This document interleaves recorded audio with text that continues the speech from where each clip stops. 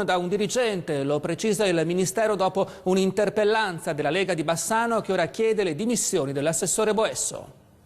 La polizia locale di Bassano dovrà essere autonoma, slegata dal dirigente e rispondere direttamente al sindaco o all'assessore delegato. Lo sottolinea la Lega Nord, che aveva già portato l'argomento in Consiglio Comunale, che ora torna all'attacco con tanto di parere del Ministero. Nicola Finco, consigliere comunale e regionale del Carroccio, chiede le dimissioni dell'assessore al personale Dino Boesso che, ricorda Finco, in aula mi invitò ad una lettura più attenta delle sentenze. È il prefetto Cicala del Ministero dell'Interno, rispondendo alla richiesta del segretario comunale di Bassano, in seguito all'interpellanza leghista, a precisare la questione. La risposta è arrivata la settimana scorsa, ma da allora, aggiunge Finco, nessuno della Giunta ha ancora fatto chiarezza, forse per timore dell'ennesima figuraccia.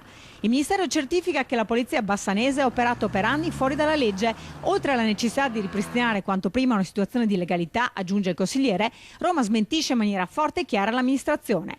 Mentre a Bassano dilagano gli episodi di criminalità, i furti, l'accattonaggio, gli abusivismi di ogni genere, la polizia locale è relegata a far contravvenzioni, conclude Finco. Mi auguro che questo parere da Roma comporti la correzione immediata del ruolo del corpo di polizia e che esso recuperi finalmente autonomia e dignità. Un ciclista